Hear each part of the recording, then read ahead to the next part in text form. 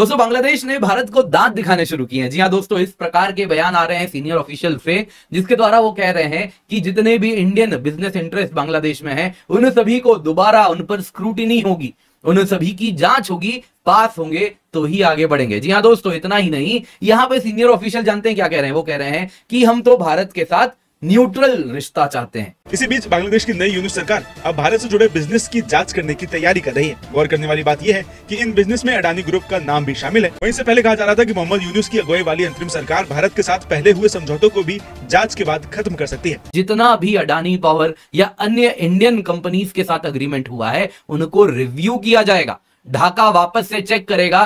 सामने क्रम बांग्लादेश अब बदल चुका है। बांग्लादेशियों ने अपने फैसले खुद करने शुरू कर दिए हैं और काफी तब्दीलियां लाई जा रही हैं बांग्लादेश की इंटरिम गवर्नमेंट की तरफ से, और खासकर ईस्ट इंडिया कंपनी की तरह जो भारतीय कंपनियां बांग्लादेशियों को लूट लूट कर उनका पैसा चोरी करके भारत में अमीर से अमीर तर होती जा रही थी, उन पर अब बाकायदा पाबंदी का फैसला भी सामने आ चुका है। ये सबसे पहले ये न्यूज आर्टिकल मुलाहिजा कीजिए जो कि भारत के एक बड़े जरीदे का है, जिसमें वो लिखता है, Adani Power deal, other Indian agreements to be reviewed by Bangladesh's interim government। ये रिपोर्ट अब भारत के मीडिया में पब्लिश हो रही है क्योंकि बांग्लादेश की जो इंटरिम सरकार है, जिसे लीड करते हैं मोहम्मद यूनुस, जो कि एक नोबेल पीस अवार्ड विनर है और दुनिया उनकी सुनती भी है, उन्होंने अब ये फैसला किया है और बाकायदा एक सर्कुलर भी सामने आया है जिसके मुताबिक इंडिया की जितनी भी कंपनीज बांग्लादेश में काम कर रही हैं, जिनमें सरे फहरिस्त है अडानी का ग्रुप, जो कि एक मेजर पावर सप्लायर है,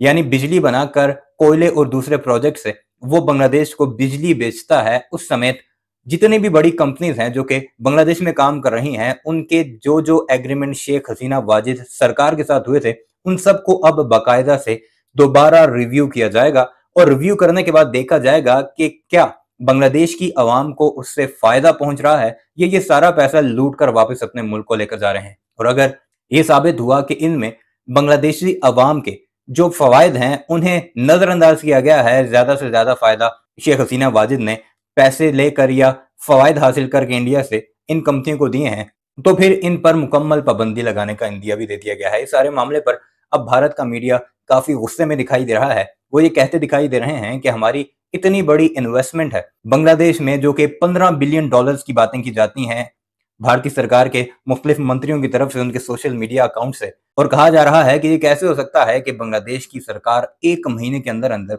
हमारी सारी इन्वेस्टमेंट को गारत करते हुए वो सारी बातें मानने लगे जो कि पाकिस्तान करता आया है। और दूसरी अहम बात कि अब भारत की कंपनियों की जगह चाइनीज कंपनियों ने बाकायदा काम संभालना शुरू कर दिया है, इन्वेस्टमेंट्स के प्लान बन रहे हैं और जल्द ही मोहम्मद यूनुस चाइना का दौरा भी करने वाले हैं और वहां पर कुछ ऐसे एमओयू साइन होंगे जिनसे भारतीयों को काफी तकलीफ पहुंचने वाली है। इस सारे मामले पर क्या कुछ कह रहा है भारत का मीडिया, आइए आपको इस वीडियो में दिखाते हैं। दोस्तों बांग्लादेश ने भारत को दांत दिखाने शुरू किए हैं। जी हाँ दोस्तों, इस प्रकार के बयान आ रहे हैं सीनियर ऑफिशियल से, जिसके द्वारा वो कह रहे हैं कि जितने भी इंडियन बिजनेस इंटरेस्ट बांग्लादेश में हैं, उन सभी को दोबारा उन पर स्क्रूटिनी होगी, उन सभी की जांच होगी, पास होंगे तो ही आगे बढ़ेंगे। जी हाँ दोस्तों, इतना ही नहीं, यहां पे सीनियर ऑफिशियल जानते हैं क्या कह रहे हैं? वो कह रहे हैं कि हम तो भारत के साथ न्यूट्रल रिश्ता चाहते हैं, बस हम चाहते हैं न्यूट्रलिटी का रिश्ता रहे। अब सवाल उठता है कि भाई नेबरिंग कंट्री के साथ तो सब कोई फ्रेंडली रिलेशन चाहते हैं।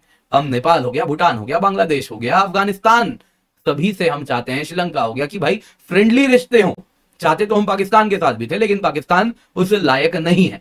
जो भी है दोस्तों, यहां पे अगर आप बांग्लादेश की बात करें तो जो पब्लिक में एंटी इंडिया सेंटीमेंट है, ये अब कुछ सरकार में आता हुआ दिख रहा है। दरअसल दोस्तों, आपको मालूम ही है, काफी लंबे सिलसिले से अडानी पावर और बांग्लादेश पर चर्चा हो रही है। अब दोस्तों रिसेंटली अडानी ग्रुप ने वार्न किया बांग्लादेश को कि आपका $500 मिलियन का उधार बकाया है, हमारा गोड्डा का पावर प्लांट है और उसको आपको पैसे देने होंगे। कुछ रिपोर्ट्स हैं कि ये 500 मिलियन नहीं, $800 मिलियन बकाया है। अब जो भी है दोस्तों, अडानी पावर ने जब पैसे मांगे हैं और कहा है कि देखिए आपका पैसे आप नहीं देंगे तो हम भी प्लांट बनाए हैं उधार लेके, तो हमको भी चुकाना होता है, रॉ मटेरियल सप्लाई होता है, उनको भी पैसे देने होते हैं, तो हम कैसे देंगे? तो ये पूरा प्लांट अनसस्टेनेबल हो जाएगा, टाइमली पैसे भर दीजिए।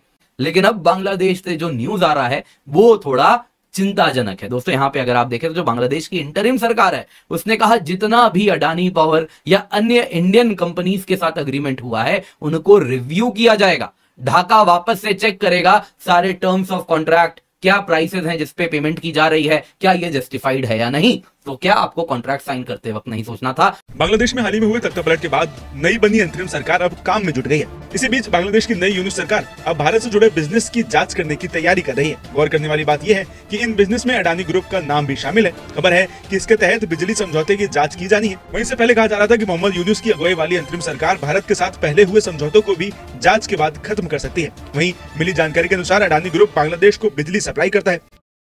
बांग्लादेश पर अडानी ग्रुप का कुल $800 मिलियन यानी लगभग 6,720 करोड़ रुपए का कर्ज है। इसमें से करीब $500 मिलियन यानी करीब 42,000 करोड़ रुपए का पेमेंट ओवर ड्यू हो गया है। ये रकम लगातार बढ़ती जा रही है। वहीं अगर बांग्लादेश पेमेंट करने में देरी करता है तो बांग्लादेश को दी जाने वाली बिजली की सप्लाई पर भी असर पड़ सकता है। हालांकि इस पेमेंट को रोकने की वजह जांच को ही बताया जा रहा है। मोहम्मद यूनुस की अंतरिम सरकार अडानी समूह के साथ साल 2017 में हुई डील की भी जांच करेगी, जिसके तहत झारखंड की यूनिट से बिजली सप्लाई की जाती थी। वहीं एक मीडिया रिपोर्ट के अनुसार अंतरिम सरकार समझौते की शर्त जानना चाहती है और साथ ही ये भी पता करना चाहती है कि इसके लिए चुकाई जा रही कीमत वाजिब है या नहीं। वहीं इस पूरे मामले पर अडानी ग्रुप का बयान भी सामने आया है। अडानी ग्रुप के प्रवक्ता ने इस मामले पर कहा, बांग्लादेश सरकार के हमारे पीपीए की जांच की कोई जानकारी हमारे पास नहीं है। सच्ची साझेदारी की भावना से हम भारी बकाया होने के बाद भी उन्हें बिजली की सप्लाई जारी रखते हैं। हम बांग्लादेश अथॉरिटी के साथ पूरी तरह से संपर्क में हैं और जल्द भुगतान करने के लिए हमने कहा है, क्योंकि इससे हमारा काम प्रभावित हो रहा है। उसी कॉन्ट्रैक्ट के आधार पे किसी कंपनी ने निवेश किया है और इतना सारा खर्चा उठाया है, इतना सारा उसने सब कुछ जब प्लानिंग कर दी, जमीन ले ली, पावर प्लांट बना दिया, ट्रांसमिशन लाइंस बिछा दिए, उसके बाद अब कहेंगे हम तो अब वापस सोचेंगे, पुनर्विचार करेंगे। तो इसमें सवाल उठता है आखिरकार अडानी पावर क्या कर सकता है और बाकी इंडियन कंपनीज जिनको बांग्लादेश टारगेट करने वाला है वो क्या कर सकते हैं। तो इस पर भी चर्चा करेंगे। इसके सिवा जानना होगा कि बांग्लादेश और इंडिया ये जो पूरा रिश्ता कहीं ना कहीं खराब करने की बात हुई, क्योंकि आप सिर्फ अब एक इंडियन कंपनी को टारगेट नहीं कर रहे, यहां पे आप सारे ही इंडियन कंपनीज को टारगेट कर रहे हैं, जिसमें कुछ पीएसयूज भी हैं। तो क्या दोनों देशों के बीच में जो खटास है वो इतनी अधिक बढ़ चुकी है और जो पब्लिक में एंटी इंडिया सेंटीमेंट दिख रहा है, क्या अब वो सरकार में भी आ चुका है? तो क्या बांग्लादेशी सरकार इतनी फूलिश हो चुकी है कि चारों तरफ भारत से घिरे होने के बावजूद भारत से बैर कर ले? तो उस पर भी चर्चा करेंगे। साथ ही साथ देखेंगे कि आखिरकार दूसरा कारण ये हो सकता है कि बांग्लादेश के पास पैसे नहीं है, आईएमएफ के ऊपर वो निर्भर कर रहा है, तो इसलिए इस प्रकार के बहाने दे रहा है, पैसे तब देंगे जब स्क्रूटिनी हो जाएगी। तो क्या ये कारण है? न्यूज में दोस्तों जितने भी इंडियन बिजनेसेस हैं बांग्लादेश में, इंक्लूडिंग अडानी ग्रुप, उन सभी को मोहम्मद यूनुस की सरकार ने कहा है कि इन सब के खिलाफ एक जांच होगी, स्क्रूटिनी होगी। स्क्रूटिनी होगी क्या? इंडियन बिजनेसेस जैसे अडानी बिजनेस, क्या उन्होंने कॉन्ट्रैक्ट कैसे साइन किए हैं, क्या टर्म्स एंड कंडीशंस हैं, क्या foreign companies law of the land follow नहीं कर रहे? तो इस प्रकार से कहीं ना कहीं इंडियन कंपनीज को टारगेट किया जाएगा। अब दोस्तों यहाँ पे अडानी पावर से प्रेस ने पूछा कि आपको मालूम है ऐसा होने जा रहा है बांग्लादेश में? तो उन्होंने साफ साफ कहा कि देखिए हमारे पास तो कोई इन्फॉर्मेशन ऐसा है नहीं कि बांग्लादेश गवर्नमेंट हमारे साथ पावर परचेज एग्रीमेंट वापस रिव्यू कर रही है।